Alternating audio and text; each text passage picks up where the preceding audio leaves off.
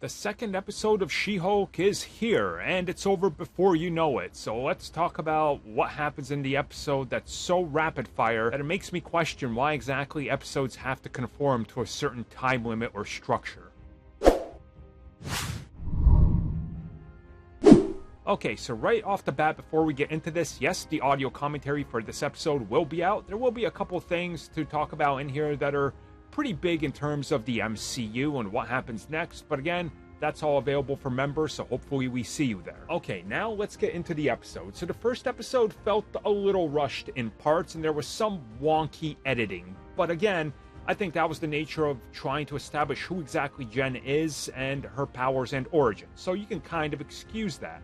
Going into the second episode, it's weird because the episode is just over 20 minutes. Like, as soon as it gets going, and as soon as you figure out what the direction of the episode is, you're in the final act, and you're like, oh, that was fast.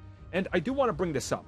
I get it. I'm not saying, look, this show bad because the episode is 20 minutes, and then the comeback is, well, what did you expect in a 30-minute comedy? What I'm saying is, if an episode feels like it needs more time, you don't need to conform to the format. We've seen them literally take that idea and run with it in every single Marvel series so far.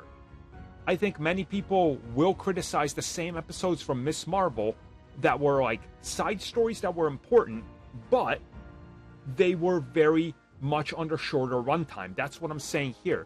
You think that the second episode, after the world finds out there's another Hulk and it's Jen, would be allowed a little bit more time to kind of process it and get going with the plot and have us live with this. I didn't feel that here. Yes, there's plenty of it here. I thought it was a good episode overall, but I think the runtime really, to me, just damaged my enjoyment of this episode. But that's not to say what's in the episode is bad. The character interaction was top-notch. Tatiana Maslany is great. What they're setting up here with some Easter eggs and bigger world things, it's going to have people excited and talking about it. That's all great, and I really enjoyed it. But just this rushed nature of it, where everything feels like it's almost on a fast forward, doesn't give me enough time to breathe with anything. And this was another complaint with the first episode. You know, the rapid-fire nature of it, where they could have added in another 5 to 8 minutes and had us just spend a little bit more time, you know, in Jen's head and what she's going through. But here, it's on the other side. It's like, oh, now you're a celebrity. Go, go, go, go, go. And I get that's kind of what it would be like, but it just didn't really work for me on that angle. Still, I found the episode otherwise great and what they're going for and the direction of it, but my biggest gripe is the complaint of the runtime.